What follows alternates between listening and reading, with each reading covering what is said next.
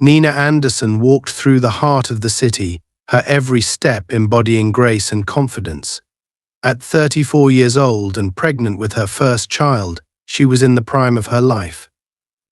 Her smooth caramel skin glowed in the early afternoon sun, and her designer maternity dress hugged her growing belly in just the right way to show the world she was proud of her impending motherhood.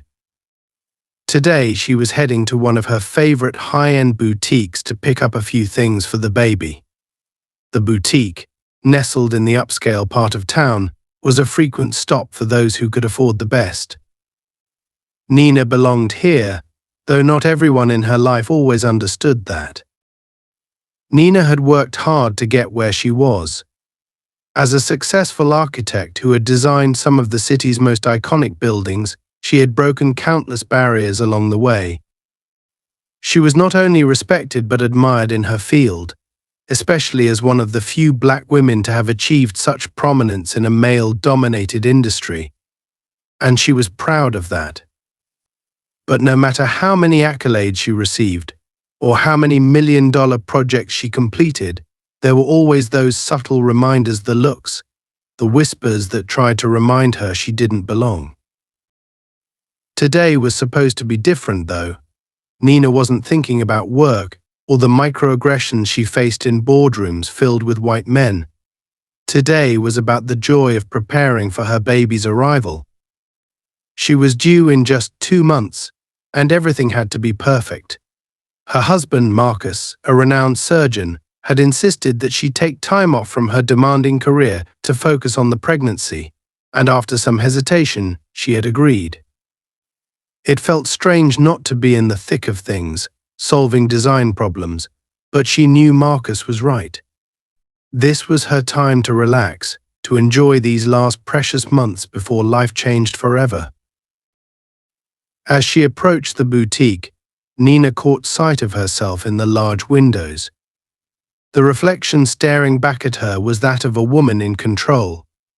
But even in this moment of peace, Nina couldn't shake the slight tension that always accompanied her in spaces like this. She had felt it ever since she was a little girl, the weight of being the only black face in a sea of white, the subtle glances, the way store employees would either ignore her completely or follow her a little too closely. It was exhausting, but she'd learned to handle it with poise. Inside the boutique, the air was crisp and filled with the soft, delicate scent of expensive perfume. The racks were lined with tiny clothes for babies that most people couldn't dream of affording. As Nina walked through the store, she noticed how the employees seemed to glance her way a little too often. It didn't faze her, though. She had learned long ago that money talks louder than skin color in places like this, and her Black American Express card was proof enough that she belonged here, even if the staff didn't think so. Nina selected a few items and brought them to the counter. The cashier, a young woman with impossibly perfect blonde hair, smiled politely but with a hint of condescension that Nina had come to recognize all too well. She ignored it. After all, what did it matter? She was paying more for these baby clothes than this girl probably made in a month. After completing her purchase, Nina felt a wave of satisfaction. The shopping trip had been exactly what she needed, a small but significant reminder that she was in control of her life, her career, her future. Everything was falling into place. But outside the boutique, things were about to change. Officer Evan Simmons was having a terrible day. As he sat in his patrol car, scanning the street with a growing sense of frustration, he couldn't stop thinking about the meeting he'd had with his supervisor that morning. It hadn't gone well. Simmons had been with the force for almost 15 years, but his career had stalled. No promotions, no recognition. He was stuck in this rut, and deep down he knew why. The higher-ups didn't like his style. They didn't like the way he handled himself on the streets, especially in these progressive times when everyone was so damn sensitive. Simmons had grown up in a world where power and authority were absolute, where respect was earned through fear, not kindness. To him, the badge was a symbol of control, and anyone who didn't fall in line needed to be shown who was in charge. That was how he had operated for years, and it had worked until recently. These days, people were too quick to pull out their phones, too eager to file complaints. His methods, once effective, were now a liability, and it was costing him. Simmons had been put on notice. One more incident, they'd said, and he was out. He could feel his grip on his career slipping away, and it enraged him. He wasn't about to let some liberal agenda take away everything he had worked for. Not without a fight. As he scanned the street, his eyes locked on Nina as she stepped out of the boutique, her designer shopping bags in hand. She walked with the kind of confidence that irked him. She didn't belong here. Not in his world. Ali. He had seen her type before, rich, privileged, thinking they were untouchable. And the fact that she was black only made it worse. Simmons's knuckles tightened on the steering wheel as he watched her. It was like she was flaunting her success in front of him, daring him to do something about it. And today, Simmons was in no mood to let that slide. He was itching for a confrontation, anything to remind the world that he still had power.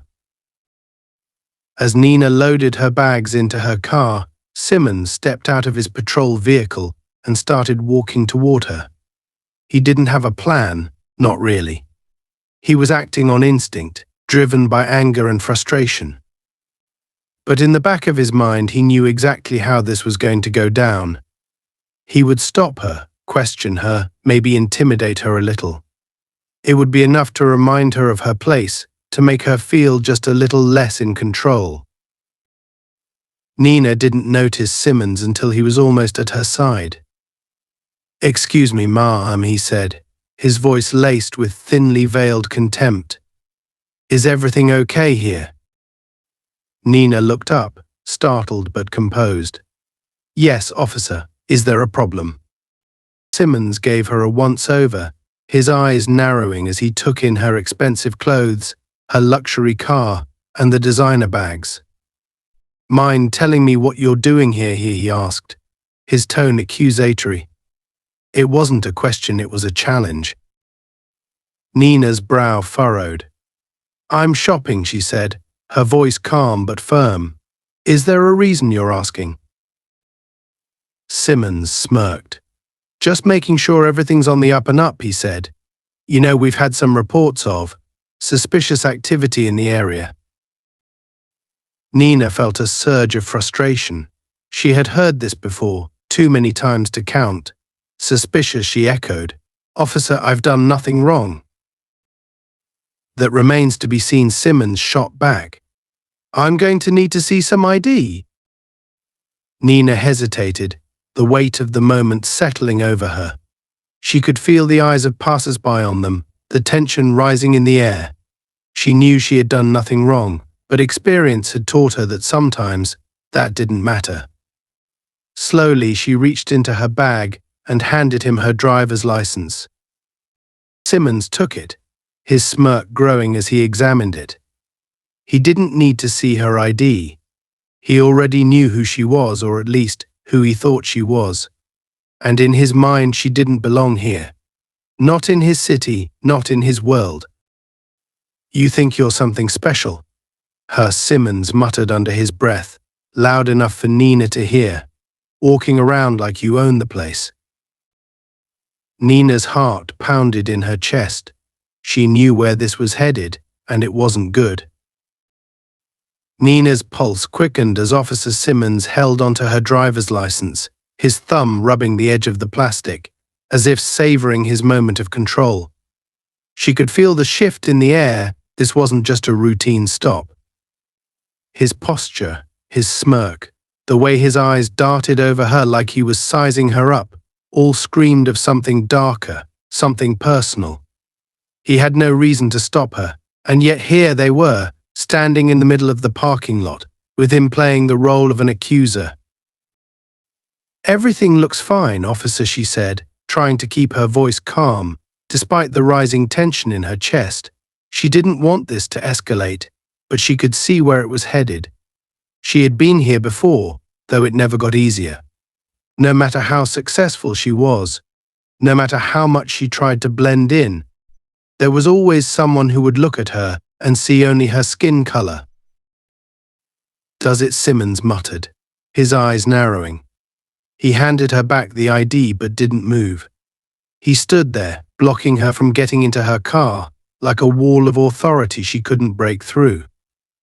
"Officer, I don't know what this is about, but I'd like to get home now," she said, placing her license back in her bag, her hands trembling ever so slightly. She didn't want him to see that.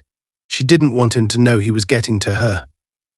Simmons' smirk faded, replaced by something colder, more calculating.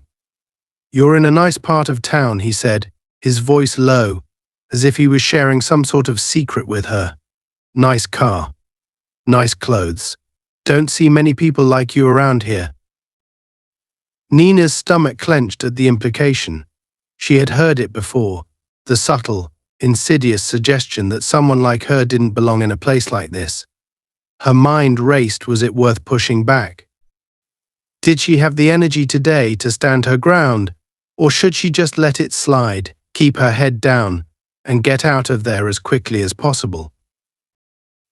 "I'm just shopping, officer," she repeated, her voice tight, the words now feeling more like a shield than an explanation. Simmons took a step closer, invading her personal space. "Shopping," he repeated the word as if it was foreign to him, like he couldn't quite wrap his mind around it. "You sure that's all you're doing here?" Nina's breath caught in her throat. She could feel the sweat beginning to form at the base of her neck. "Yes," she replied, keeping her voice steady. "That's all." For a moment Simmons just stared at her, his eyes hard and unreadable. The silence stretched between them, thick and oppressive. Nina could feel her heartbeat in her ears, the thrum of adrenaline beginning to surge through her body. She knew what was coming. She could see it in the way his jaw tightened, in the way his hand hovered near his belt. He was looking for an excuse. "Pop the trunk," Simmons said suddenly, his voice snapping like a whip in the air. Nina blinked, momentarily thrown off. "Excuse me?" "Your trunk," Simmons repeated, as if she hadn't heard him the first time. "Open it." Nina's hands instinctively moved to her car keys, her mind racing. There was no reason for him to search her car. She hadn't done anything wrong, and he didn't have a warrant. But she also knew that arguing with him could escalate the situation even further. "Why?" she asked, trying to buy herself a little time, trying to think of the best way to handle this without making it worse. "Just do it," Simmons barked, his patience thinning. "Or do you have something to hide?" Nina clenched her fists, her frustration and fear mixing into a toxic cocktail inside her chest. This was how it always started. The baseless accusations, the insinuations, the demand to prove she wasn't guilty of something she hadn't even been accused of. She thought about calling her father, about pulling that card, but something inside her resisted. She didn't want to play the role of the helpless daughter needing her powerful father to save her. She wanted to handle this herself. "I don't have anything to hide, but I don't understand why." "Open the damn trunk," Simmons' voice cut her off sharply, his hand now resting firmly on his holstered gun. That was when the fear hit her full force. This was more than just an act of intimidation. He was pushing her, baiting her, trying to provoke her into making a mistake. And with his hand so close to his weapon, she knew she couldn't risk escalating things further. Taking a deep breath, Nina pressed the button on her key fob, and the trunk of her car popped open with a soft click. Simmons didn't waste any time. He marched to the back of her vehicle and began rummaging through her belongings, tossing aside the shopping bag she had carefully placed there just moments ago. Nina watched in silence, her heart racing, her mind trying to process the humiliation of what was happening. The casual disregard he showed for her property, the way he rifled through her things as if she wasn't even there. It was like she had been reduced to nothing more than an object in his way, a minor inconvenience that he could treat however he liked. "Looks like you've been doing a lot of shopping," Simmons muttered, more to himself than to her. "Must be nice, her. Spending all this money. Living the good life." Nina didn't respond. She didn't trust herself to speak right now, not with the way her anger was simmering just beneath the surface. She could feel the eyes of people passing by on the street, the weight of their silent judgment, and it made her feel exposed, vulnerable in a way she hadn't felt in a long time. This wasn't just about her anymore. It was about something much bigger, something that had been brewing inside her for years. Simmons straightened up, closing the trunk with a loud thud. "Everything seems to be in order," he said, though there was no apology in his voice. "But I'm going to have to ask you to step away from the vehicle." Nina's eyes widened. "What? Why?" Simmons' expression didn't change. "I need to search the rest of the car," he said flatly. Nina could feel her temper flaring. "On what grounds?" she demanded, her voice rising now. "You've already searched my trunk, and you didn't find anything. I've done nothing wrong. You can't just—" Simmons stepped toward her, his hand tightening on his holster. "I can do whatever I need to do," he said coldly. "Now step away from the car before I make you." That was when it happened. The thing Nina had been dreading, the moment she had been trying to avoid. Without even thinking, she placed her hand on her belly, her protective instinct kicking in. "I'm pregnant," she said, her voice softer now, pleading. "Please, just let me go. I've done nothing wrong." For the first time, something flickered in Simmons' eyes. But it wasn't empathy. It wasn't understanding. It was something colder, something that made Nina's stomach drop. He didn't care. He never cared. In fact, the knowledge that she was pregnant seemed to excite him, like it gave him even more power over her. "Pregnant. He muttered, almost to himself. "That's not going to get you out of this." Before Nina could react, Simmons grabbed her by the arm, his grip tight and unyielding. She let out a small gasp of pain as he twisted her arm behind her back, forcing her toward the hood of the car. The suddenness of the move left her breathless, her mind racing, as she tried to comprehend what was happening. "Please, stop," she cried out, panic rising in her chest. "You're hurting me." But Simmons didn't stop. He shoved her against the car, pressing her body into the cold metal with enough force to make her wince. Nina struggled to catch her breath, the weight of his body pinning her in place. She could feel her heart pounding in her chest, fear coursing through her veins like ice. "Stay still," Simmons growled, his voice thick with authority. "Or I'll make this a lot worse for you." And in that moment, Nina knew. This wasn't about the law. This wasn't about her being in the wrong place or doing the wrong thing. This was about power, his power over her, and he was going to use it. Nina's body tensed as Officer Simmons shoved her harder against the car, the cold metal pressing into her skin, the world around her blurred. Her thoughts scattered in all directions, fighting for clarity as the painful reality of the moment sank in. She could feel her breath quickening, her pulse racing, and her baby kicking inside her, as if sensing the danger. Every fiber of her being wanted to push back, to scream, to fight, but she knew better. Fighting back would only give Simmons more of an excuse to hurt her. Her cheek pressed against the hood, the sharp metallic smell filling her nostrils as her eyes welled up with tears. She wasn't just terrified for herself, she was terrified for her unborn child. Would Simmons go that far? Would he really hurt her and risk putting the baby in danger? A part of her still couldn't believe that this was happening in broad daylight, in an upscale neighborhood where she had once felt safe. But safety, she now realized, was an illusion, especially for someone like her. "I told you to stay still," Simmons barked as he forcefully twisted her arm higher behind her back, ignoring the obvious strain on her body. The pain shot up her arm and across her shoulders, and she bit down hard on her lip to stop herself from crying out. Showing weakness in front of him felt like giving him another victory, but her body was screaming in agony. "Please," Nina begged, her voice breaking. "I'm pregnant. You're going to hurt the baby. Just stop." Simmons laughed, a cold, heartless sound that made her blood run cold. "Pregnant? Ha," he repeated mockingly.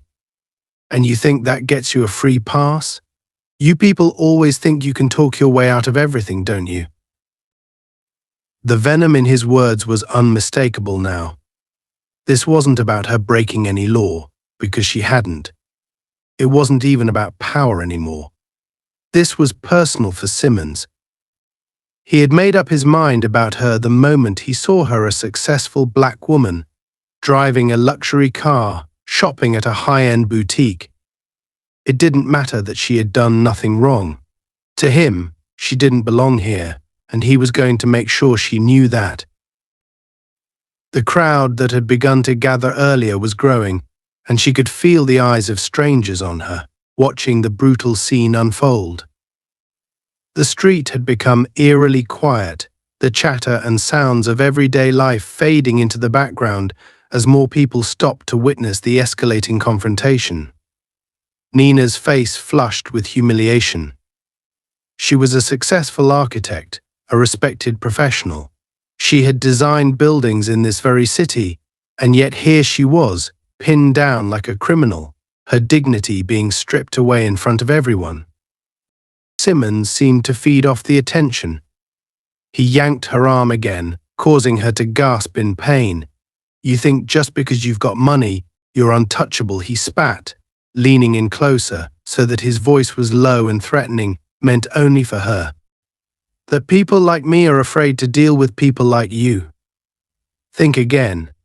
In my world, I make the rules." Tears streamed down Nina's face, mixing with the sweat on her brow as she struggled to stay calm. "I haven't done anything wrong," she said, trying to reason with him despite knowing it was futile. "I'm just trying to go home." "Wrong place, wrong time, sweetheart," he sneered. "Welcome to reality." Before she could respond, Simmons' rough hands began patting her down, his movements aggressive and without any regard for her condition. Nina winced, her body jerking with every forceful touch as his hands moved over her clothes, searching for anything to justify his actions. She could hear the murmurs of the crowd growing louder. People were watching, but no one was stepping in. Fear held them back, the unspoken rule that you don't interfere with a cop, no matter what they're doing, especially not someone like Officer Simmons. Suddenly, a voice cut through the tense air. "Hey, what are you doing?" "She's pregnant," it was a man's voice, sharp and angry. Nina couldn't see him from where she was pinned, but the sound of someone finally speaking up sent a rush of relief through her. She wasn't completely alone. Maybe, just maybe, someone would intervene.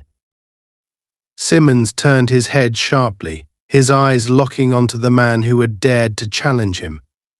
"Mind your business," he snapped, his grip tightening on Nina's arm. "This has nothing to do with you." But the man didn't back down. "She hasn't done anything. You can't treat her like that." Nina felt Simmons stiffen beside her. The last thing he wanted was for someone to disrupt his power trip. His ego wouldn't allow it. And yet, the tension in the air was shifting. The crowd was getting restless. More people were pulling out their phones now, capturing the scene on video. She could hear the clicking of cameras, the soft whir of recording devices, and the low murmur of shock and disapproval. Simmons, however, refused to be deterred. He turned back to Nina, his face inches from hers, his breath hot and foul against her skin. "You hear that," he whispered, his voice dripping with menace. "Your little audience thinks they can save you, but they can't." Nina felt her stomach drop as his words sank in. This wasn't just about humiliating her anymore. He was going to make an example out of her. And the more people who watched, the more determined he seemed to become. Just as she braced herself for whatever he was about to do next, there was another voice. This time it wasn't a civilian's. It was deep, authoritative, and carried the weight of absolute command. "Let her go." Simmons froze. Nina's heart leapt into her throat. She knew that voice. It was one she had heard every day of her life, one that had comforted her as a child and supported her as an adult. Her father's voice.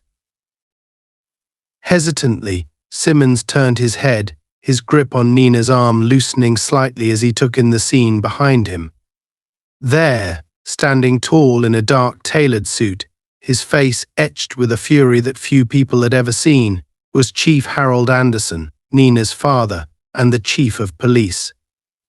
Chief Simmons stammered, clearly caught off guard. He glanced down at Nina, then back at her father, his brain working overtime to process the situation. I didn't realize." "That's clear," Chief Anderson said, his voice cold as ice. "Now," I said, "let her go." Simmons hesitated, his eyes darting between the chief and the crowd that had now gone completely silent, watching the power shift unfold.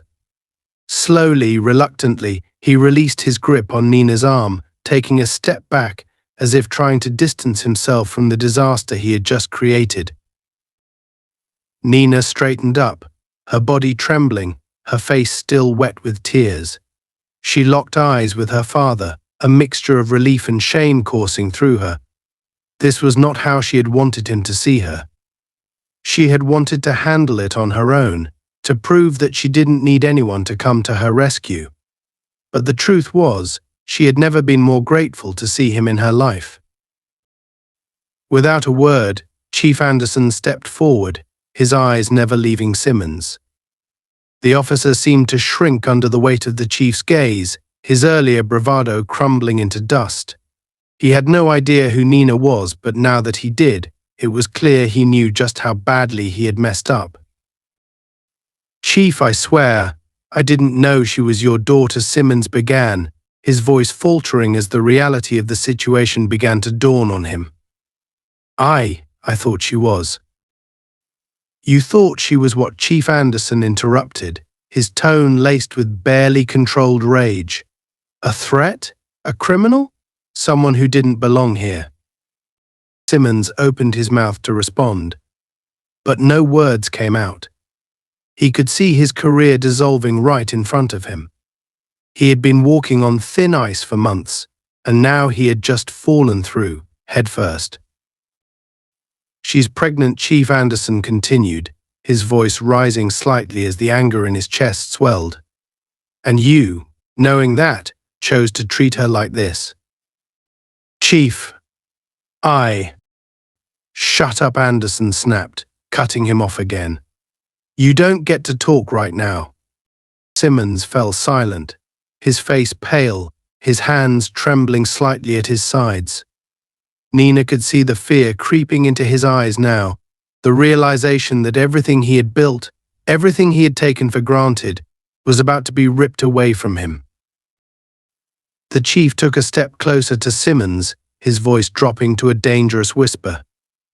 "If it were up to me," he said, "you'd be in the back of a squad car right now, heading straight for a jail cell." Simmons swallowed hard, his Adam's apple bobbing in his throat. But Chief, I didn't." "You didn't what?" Anderson demanded, his voice suddenly booming with fury. "You didn't realize you were assaulting an innocent woman? You didn't realize you were putting her life and the life of her child in danger? Or do you just not care? The crowd around them remained silent, their eyes wide, their phones still recording. The tension in the air was thick enough to cut with a knife. Nina stood there, still trembling, watching her father tear Simmons apart piece by piece, both physically and emotionally. And as much as she wanted to feel satisfied, as much as she wanted to see Simmons pay for what he had done, there was a part of her that just wanted it all to be over. She wanted to go home. She wanted to leave this nightmare behind. Chief Anderson seemed to sense this. He straightened up, his voice softening slightly as he spoke again. "You're suspended," he said flatly. "Effective immediately. Turn in your badge and your gun. Now." Simmons' eyes widened in shock. "Chief, please," he begged, his voice cracking with desperation. "I didn't mean." "Do it," Anderson growled, his patience wearing thin. "Before I lose what little self-control I have left." With trembling hands, Simmons slowly unhooked his gun from his belt and handed it over to one of the officers who had been standing by. His badge followed soon after, its metallic gleam dull and lifeless in the fading sunlight. Nina watched as Simmons was led away, his head hung low, his shoulders slumped in defeat. He didn't say a word. He didn't look at her. He just disappeared into the sea of onlookers, a man who had been stripped of everything. And as he left, Nina felt a strange sense of calm wash over her. It wasn't victory, it wasn't triumph, it was just an ending. One she hadn't wanted, but one that had come nonetheless. As the sun began to dip lower in the sky, casting long shadows over the street, Nina remained standing next to her car, still shaken from what had just unfolded. Her father's presence had stopped the immediate threat, but the emotional aftershocks were still rippling through her. Her body ached, not just from the physical roughness of Officer Simmons, but from the heavy weight of humiliation and fear she had just endured. The crowd, which had been fixated on the dramatic scene moments before, had started to disperse, murmuring amongst themselves, some still casting glances at Nina and her father. Chief Harold Anderson stood beside her, his face tight with barely restrained anger. For years he had dealt with problems within the force, weeding out bad officers, tackling systemic issues, and trying to build trust between the police and the community. But nothing could have prepared him for this moment, seeing his own daughter victimized by one of his officers right in front of him. He knew that the power dynamics within the department had allowed officers like Simmons to think they were untouchable. And now, as he watched his daughter wipe away the tears from her eyes, a deep, simmering rage coursed through him, rage at the institution he had sworn to protect and reform, rage at himself for not doing enough, and rage at Simmons for what he had done. Nina, his voice broke the silence between them. He placed a gentle hand on her shoulder, a rare show of tenderness in a man who had been hardened by years of service. "I'm so sorry this happened to you." Nina nodded, still struggling to find her voice. She had never wanted to drag her father into this. She had always prided herself on her independence, on her ability to handle her own battles. But this had been different. There was no controlling the situation with Simmons. It wasn't just about asserting her rights or standing up for herself. He had been out for blood from the moment he saw her, and there was nothing she could have said or done to stop it. Nina swallowed, her throat dry. "I didn't want to involve you, Dad. I thought I could handle it." Her father looked at her, his eyes full of understanding but also something more, a deep sadness that this was the world they lived in. "You shouldn't have to handle things like this. Not you. Not anyone." For a moment they stood there in silence, the weight of the unspoken truths hanging between them. This wasn't the first time Nina had faced racial profiling or unjust treatment. As a black woman in America, she had encountered it many times before. But this was the first time it had escalated so violently, so personally, and with her own father, a man who had dedicated his life to law enforcement, standing as witness to the ugliness of the system he had spent decades trying to fix. The irony was not lost on either of them. "I'll make sure he's charged," her father said after a long pause, his voice low but firm. "This can't just go away, Nina. He's not just losing his job over this. He's going to jail." Nina nodded again, but there was a hollow feeling in her chest. Would that really change anything? Simmons would be punished, yes, but he was just one man. There were more like him. She had seen them officers who looked at her with the same disdain, the same suspicion, every time she walked into a luxury store or drove through a nice neighborhood. Putting Simmons behind bars wouldn't fix the broken system. And deep down, she knew her father understood that too. As if reading her thoughts, Chief Anderson let out a long, heavy sigh. "I know it's not enough. It never is." Nina turned to face him, her eyes searching his. "Dad, how many more are like him? How many more are out there doing the same thing, but no one ever sees it?" Her father's silence was all the answer she needed. His face told her everything: the deep-set lines of fatigue, the burden of trying to balance his loyalty to the force with the reality of its failures. He had fought to be a leader, to make changes from the inside, but the rot was deep and it was spreading.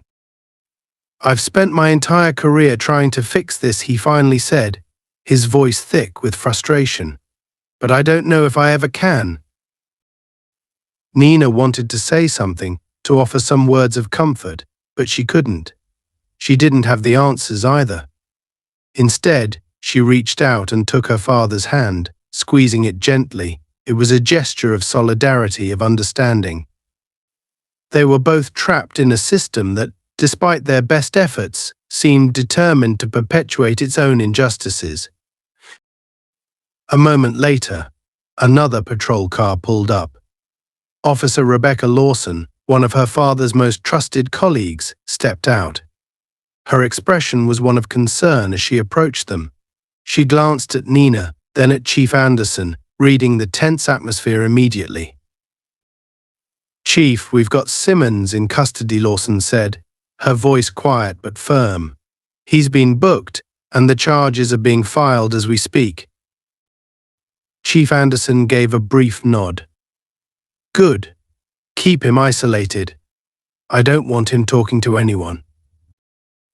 Lawson hesitated for a moment, then added, "There's something else, sir." "The mayor's office called.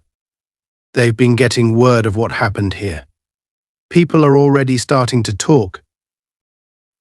Nina tensed at that. The last thing she wanted was for this to turn into a media circus. Her father had enough on his plate, and she didn't want her personal nightmare becoming fodder for political drama. But deep down, she knew that wasn't going to be avoided. A black woman, the daughter of the city's police chief, assaulted by a white officer in broad daylight. It was exactly the kind of story the media would latch onto. Her father's jaw tightened. "Tell the mayor I'll handle it. Right now I need to focus on my daughter." "Of course, Sir," Lawson replied, glancing briefly at Nina with a look of sympathy before walking back to her car. As soon as she left, Nina turned to her father, her voice filled with dread. "Dad, I don't want this to turn into some kind of political game." Chief Anderson's eyes softened. "I know. But people are going to talk, Nina. And honestly, maybe they should." She frowned. "What do you mean?" He paused, choosing his words carefully. "This isn't just about you and me. What happened today is bigger than that. It's bigger than Simmons. People need to know what's happening, and if it takes this incident to shine a light on the problem, then maybe something good can come out of it." Nina looked away, her mind swirling with conflicting emotions. She had never wanted to be the face of anything. She wasn't an activist, and she had no desire to become the subject of headlines. All she had wanted was to live her life, to do her job, to raise her family in peace. But now it felt like the weight of something much larger than herself was being thrust upon her. "I don't know if I'm ready for that," she whispered. "You don't have to be ready," her father said gently. "You just have to be honest." She let his words sink in for a moment, staring down at the ground. Her father had always been her rock, the one person she could turn to no matter what. But now, for the first time in her life, she saw the cracks in his armor. He was just as tired, just as disillusioned as she was. And that scared her more than anything else. "I'll be with you every step of the way," he added, sensing her hesitation. "You're not in this alone, Nina." She met his gaze, a lump forming in her throat. "I know. But it's just so much." He pulled her into a hug, holding her close, as if trying to shield her from the harsh reality of the world they lived in. "I know, sweetheart. I know." For a moment she allowed herself to lean into the comfort of her father's embrace. She was safe, for now. But the scars from this day would stay with her forever. And as much as she wanted to believe that justice would be served, a part of her couldn't shake the feeling that nothing would ever really change. As they stood there, the sound of sirens faded into the distance, and the street began to return to its usual rhythm. But for Nina, nothing felt the same. The bubble of safety she had always tried to construct around herself had been burst, and there was no going back. "I want to go home," she said softly, pulling back from the hug. "I just want to go home." Her father nodded, understanding. "I'll take you." They walked together to her car, and Chief Anderson made sure she was safely inside before getting into his own vehicle. As they drove away, Nina couldn't help but glance at the boutique where the nightmare had started. It looked the same as it always had: elegant, exclusive, pristine. But now it felt tainted, like a crime scene she could never return to. And in that moment Nina made a decision. She would tell her story, not because she wanted to, but because she had to. This wasn't just about her anymore. It was about all the women like her, all the people who had been silenced, all the voices that had been ignored. Her father was right. People needed to know. And maybe, just maybe, this could be the start of something different. As Nina sat in the passenger seat of her father's car, her mind felt heavy, weighed down by the whirlwind of emotions that had overtaken her. She had never imagined that something like this would happen to her, not like this. The events of the day played on a loop in her mind, from the moment Simmons had first approached her to the unbearable humiliation of being pinned against her own car. Her hands still trembled slightly, her body remembering the fear, the powerlessness. She had thought that with her status, her education, her connections, she was somehow insulated from the worst of what the world had to offer. But now she realized just how fragile that bubble had been. As they drove in silence through the city streets, Nina's eyes remained fixed on the outside world. The familiar sights of downtown blurred past her as she watched pedestrians going about their business, unaware of the storm that had just rocked her world. She had always loved this city, its energy, its diversity, its ambition. But now, looking out at the streets, everything felt different. The city had betrayed her. The system had betrayed her. And in that betrayal she felt an aching loneliness, a disconnection from everything she thought she understood. And Chief Harold Anderson, her father, remained stoic beside her, his hands gripping the steering wheel a little too tightly. He was a man of action, used to solving problems with authority and force, but today had been different. Today had shattered something inside him. something he couldn't easily fix with a call to the mayor or a directive to his officers. As they drove in silence, Nina sensed his frustration, his helplessness, emotions he had spent a lifetime keeping at bay. But this time it was personal. When they finally reached her house, Nina hesitated before getting out of the car. She turned to her father, her voice quiet but filled with an undercurrent of raw emotion. "Dad, what happens now?" Chief Anderson let out a long, weary sigh, leaning back in his seat. "We press charges. Simmons will be held accountable. There's no question about that." His voice was firm, but Nina could hear the exhaustion in it, the deep-seated fatigue that came from years of battling a system he had once believed in, but now realized was deeply flawed. "But what about the rest of them?" Nina asked, her gaze steady on him. "Simmons isn't the only one. You know that. He's just one officer in a system full of them." Her father's jaw tightened. He knew she was right, but the weight of that truth felt unbearable in this moment. "I know," he said quietly, his eyes dark with resignation. "But this isn't something that gets fixed overnight, Nina. It's going to take time. It's going to take a lot more than just one case, one officer." Nina bit her lip, feeling the sting of frustration rising in her chest. "And in the meantime, people like me keep getting hurt." Her father closed his eyes for a moment, as if trying to block out the pain in her words. "I'm doing everything I can," he said, his voice almost pleading. "I've been fighting this battle for years." "I know," Nina said softly, reaching out to touch his arm. "I know you're trying. But it's not enough anymore, Dad. It's not enough." He opened his eyes and looked at her, the deep lines of worry etched into his face. "What do you want me to do, Nina? Tell me what I can do." Nina paused, her hand lingering on his arm. She wasn't sure what the answer was, but she knew that something had to change. Simmons wasn't the end of this story, he was just the beginning.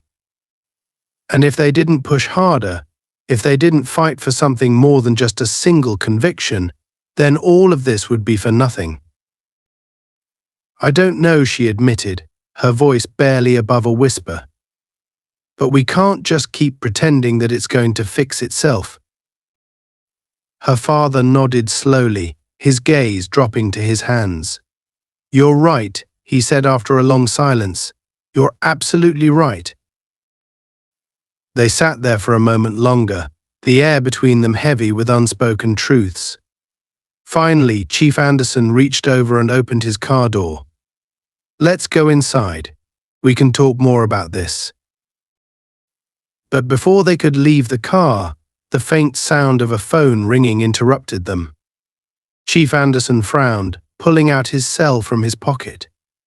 He glanced at the screen, his brows furrowing deeper. It was a number he recognized but didn't want to deal with right now. It was the mayor. "I have to take this," he said reluctantly, glancing at Nina apologetically. "It won't take long." Nina nodded, understanding the pressure he was under. She opened the door and stepped out, walking slowly toward the front steps of her house as her father answered the call behind her. She knew the conversation would be tense. The mayor had probably already heard about the incident. No doubt the city would be bracing for the fallout once the media got hold of the story. As she reached her front door, Nina paused. She didn't feel like going inside. She didn't feel like being anywhere right now. Everything felt wrong, out of place.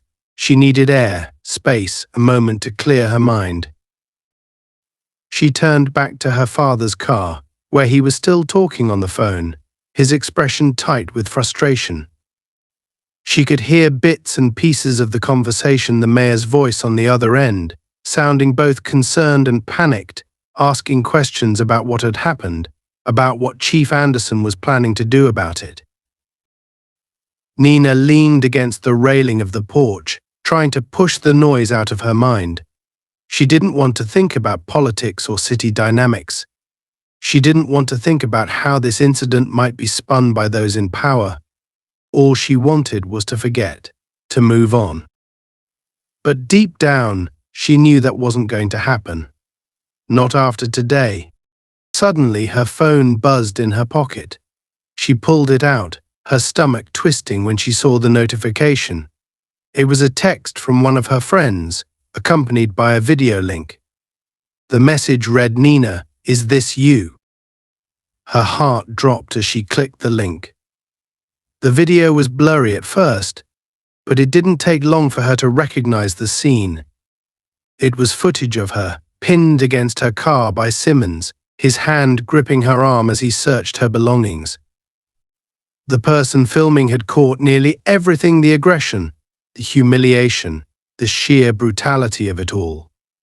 Nina's breath caught in her throat as the video played out on her screen, the memory of that moment hitting her all over again, but this time from the perspective of a silent observer. She felt sick. Before she could even process what was happening, her phone buzzed again, another text, this time from a colleague. "Nina, I just saw the video. Are you okay? This is insane." And then another. "I can't believe this happened to you. What are you going to do?" Nina's pulse raced as she stared at her phone, the flood of messages coming in one after another. The video had gone viral. It was spreading fast, and soon it would be everywhere. Her stomach churned as she realized what this meant. This wasn't just a private matter anymore. This wasn't something she could sweep under the rug and try to forget. The world was about to know what had happened to her, every single ugly detail. Panic set in. She glanced back at her father, who was still on the phone, his conversation growing more heated by the second. He hadn't seen the video yet. He didn't know. But it was only a matter of time before the entire city would be talking about it. Nina swallowed hard, trying to calm herself. She needed to think, to figure out what her next move would be. But her mind was racing too fast, the pressure of the situation closing in on her like a vice. Before she could gather her thoughts, her father hung up the phone and stepped out of the car. His face was pale, his expression grim. "The mayor wants a press conference," he said, his voice tight with frustration. "He wants to get ahead of this before it spirals out of control." Nina's heart sank. A press conference? Now? Her father nodded, running a hand through his graying hair. Words already spreading. "Nina, they're going to find out sooner or later. The video." "It's already out there," she interrupted, holding up her phone. "It's viral." Chief Anderson froze, his eyes locking onto hers. "What?" "Someone filmed the whole thing," Nina said, her voice shaky. "It's already spreading online. I just saw it." For a moment, her father didn't move. He stared at her phone, his expression unreadable, as if he was trying to process the enormity of what she had just told him. Then, slowly, he shook his head, a heavy sigh escaping his lips. "Damn it," he muttered under his breath. "This is going to get ugly." Nina didn't say anything. She didn't need to. They both knew what was coming. The media would descend on them like vultures, the city would be thrown into chaos, and their lives would be scrutinized under a microscope. And worst of all, it wouldn't just be about her anymore. It would become something bigger, something beyond her control. Chief Anderson straightened up, squaring his shoulders. "We need to get ahead of this," he said, his voice firm. "I'll handle the press. I'll make sure they know exactly what happened, and that Simmons is being charged. We won't let them twist this." Nina shook her head, her hands trembling as she gripped her phone. "Dad, I don't want this. I don't want to be part of some media frenzy. I just want it to be over." "I know," her father said, his voice softening. "But it's not going to go away, Nina. You know that." She looked away, biting her lip. She hated that he was right. She hated that her private pain was about to become a public spectacle. But most of all, she hated that she had no control over any of it. Chief Anderson stepped closer, placing a hand on her shoulder. "I'll make sure you're protected. You won't have to say anything if you don't want to. But the city needs to hear from us. They need to know the truth." Nina swallowed hard, her throat tight with emotion. "I don't know if I can do this, Dad." "You don't have to do it alone," he said gently. "I'll be with you the whole time." She nodded, though the weight of what was about to happen felt like too much to bear. The storm was coming, and there was no escaping it. The day of the press conference arrived faster than Nina had anticipated. The events that had followed the viral video had moved at a breakneck speed, with the story taking on a life of its own. News outlets had latched onto it, social media buzzed with discussions, debates, and hashtags. Everywhere she looked, there were reminders of what had happened. Her phone rang constantly, calls from friends, colleagues, and reporters alike, each call another reminder that her life had now become part of a larger narrative. Sitting in the back room of the city's police department, Nina felt the weight of the day pressing down on her. She stared at herself in the mirror, the reflection almost unrecognizable. Her face was pale, her eyes red from lack of sleep, and her stomach twisted in knots.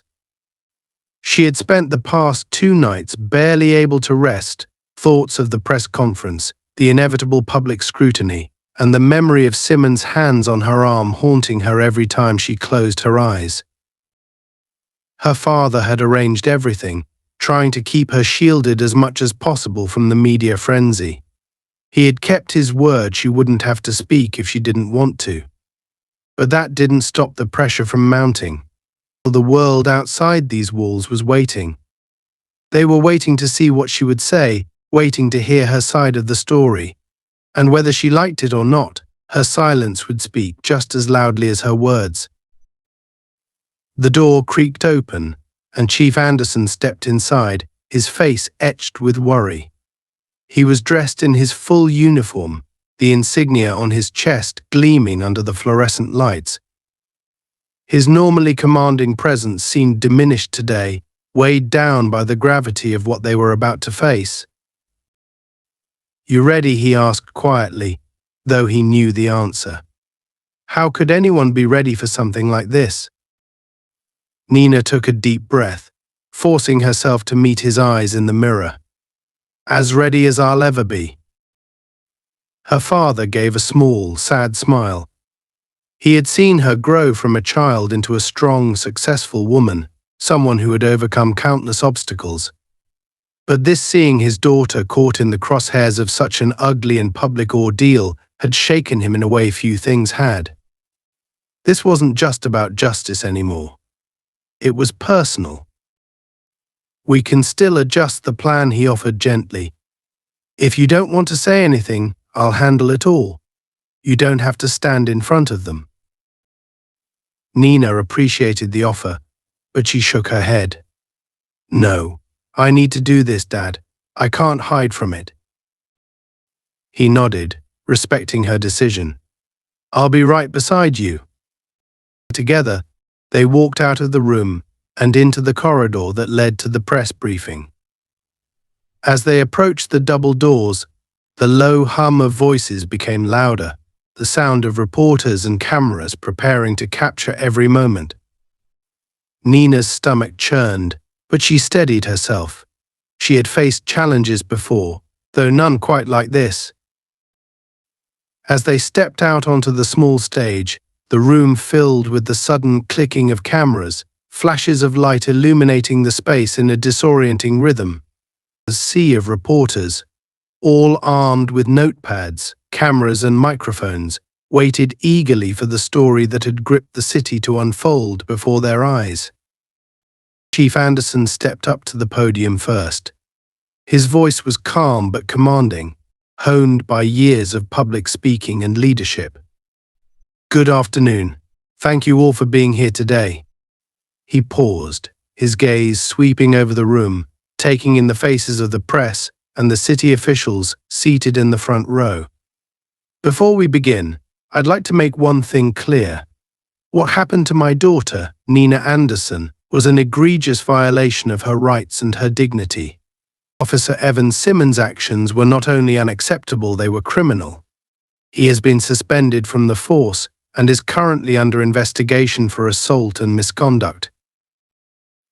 There was a murmur among the crowd, but the cameras continued to flash, and the reporters kept scribbling in their notepads. Everyone had expected the police chief to condemn Simmons, but hearing it spoken aloud with such finality made it all the more real. However, Chief Anderson continued, "This incident has also brought to light deeper issues within our police force and our city as a whole. It's no secret that we've struggled with systemic problems for far too long. What happened to Nina should never have happened. And I, as both her father and the chief of police, am committed to ensuring that this kind of abuse of power is not tolerated in any form against any person, ever again." Nina stood beside him, her heart pounding in her chest. This was the moment where her father's role as the protector of the system and her role as the victim were colliding. She had always looked up to him, had always respected his work and dedication, but she had never fully understood just how much he carried on his shoulders. Now, she was beginning to grasp the weight of it all. He stepped back from the podium and gestured toward Nina. The room went silent, every eye now focused on her. She could feel their anticipation, their curiosity, their need to hear what she had to say. Her hands shook slightly as she took a step forward, gripping the edges of the podium for support. She hadn't prepared a speech. She didn't have any carefully rehearsed lines. All she had was her truth. "I don't want to be standing here," Nina began, her voice shaky but growing stronger with each word. "I didn't want to be part of this story. But here I am." The cameras clicked furiously, but she ignored them. Her eyes scanned the room, settling on no one in particular, yet feeling the collective weight of the audience's gaze. "I was just trying to live my life.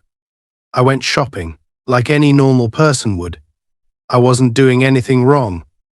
But because of the color of my skin, Officer Simmons decided I didn't belong in that store, in that neighborhood.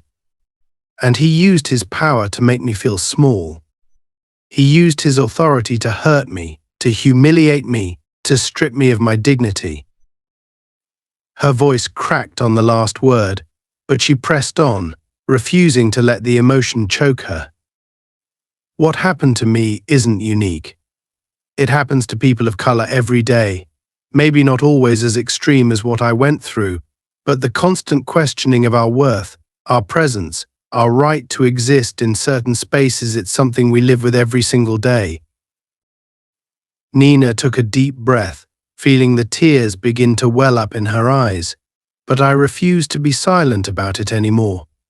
I refuse to let people like Officer Simmons think they can get away with this. I refuse to let this be swept under the rug. She paused, gathering her thoughts as the room remained eerily quiet. "I've seen a lot of comments online since the video went viral. People saying things like this is just one bad cop or not all officers are like this, and while that may be true, the problem is bigger than just one officer. It's bigger than Simmons. It's about a system that allows people like him to thrive. It's about a culture that allows this kind of behavior to go unchecked." Nina glanced at her father, who was standing a few feet away, his eyes filled with pride and sorrow. He knew this wasn't easy for her, but he also knew how necessary it was. She continued, her voice stronger now. "I'm standing here today not just as a victim, but as someone who is demanding change. I want to see real accountability, not just for what happened to me, but for everyone who has ever been mistreated, overlooked, or abused by this system. And I'm asking for all of you, everyone in this room, everyone watching at home, to stand with me. Because if we don't speak up, if we don't demand change, then this will keep happening.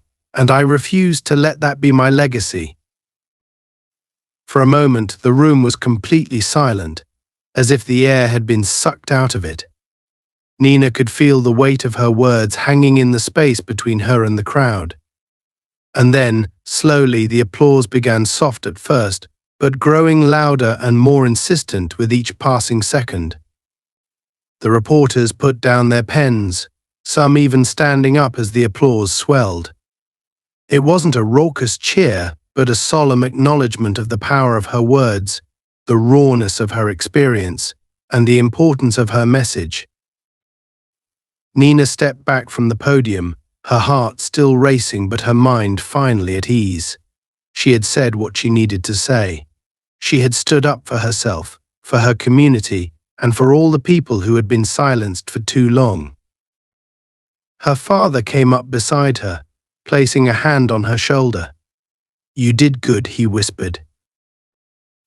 Nina nodded, unable to find the words to respond. She wasn't sure if good was the right word for what had just happened, but it felt right.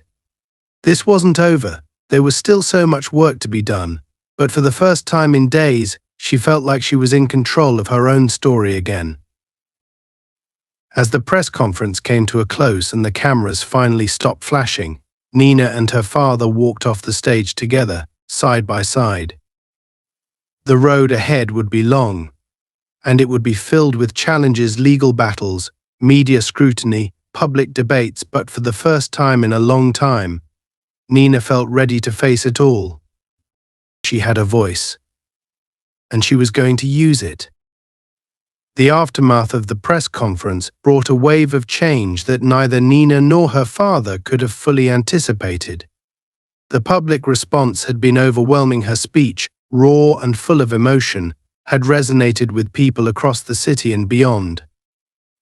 The video of her statement quickly spread online, not only continuing to trend but sparking national conversations about police brutality, systemic racism, and the way authority figures wielded their power. The city, which had been on the brink of unrest, now found itself facing a moment of reckoning. Protests began, not out of anger but out of a desire for change. People gathered in the streets, holding signs that demanded accountability and reform, chanting Nina's name alongside the names of others who had been victimized by the system. It was a movement that Nina had inadvertently sparked, and while the attention was daunting, it also felt like something positive was finally coming from her trauma. Simmons, meanwhile, had been officially charged with assault and was being held in custody awaiting trial. The police department had distanced itself from him, issuing public statements that condemned his actions and promising reforms. But deep down, Nina knew that real change wouldn't come from a few public apologies or symbolic firings. It would require dismantling the toxic culture that had allowed officers like Simmons to operate unchecked for so long. Her father, Chief Anderson, had already begun the process of internal reviews within the department. He had spoken to city officials, urging them to implement new policies that would ensure better oversight, more accountability, and rigorous training in racial bias. But for him, the work was far from over.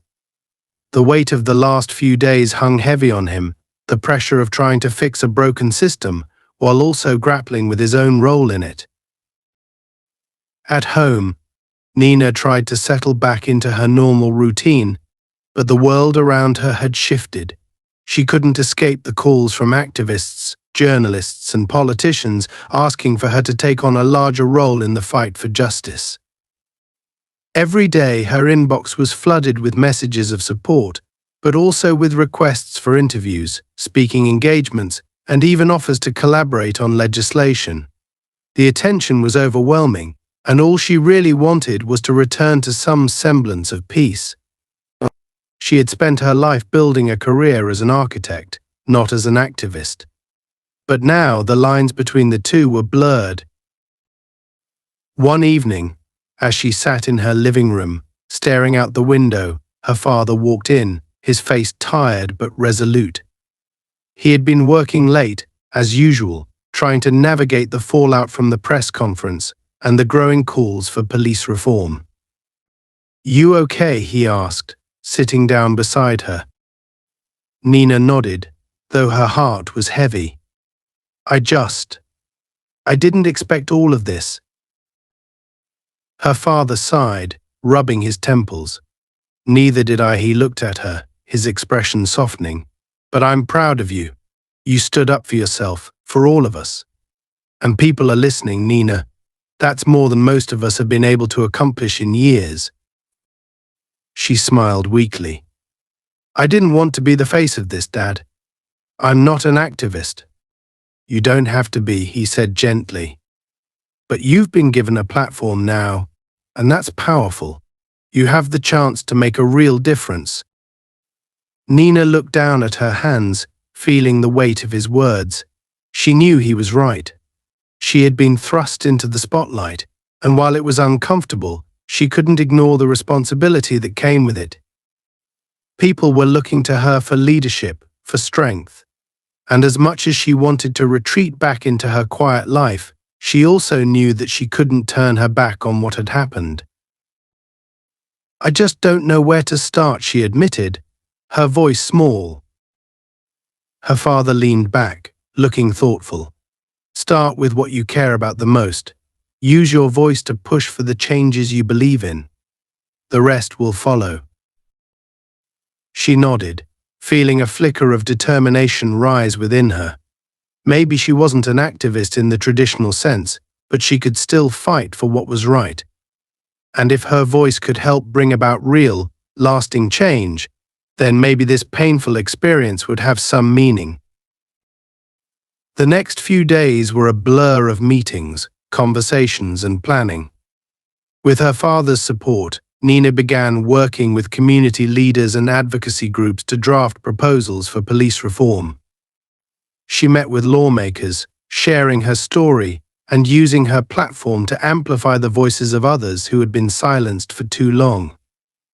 It wasn't easy. The road ahead was long and filled with obstacles, but Nina felt a renewed sense of purpose. She was no longer just reacting to what had happened to her. She was actively shaping the future, pushing for the justice and fairness she had always believed in. As the trial date for Simmons approached, Nina found herself preparing not just for the legal battle ahead, but for the emotional toll it would take.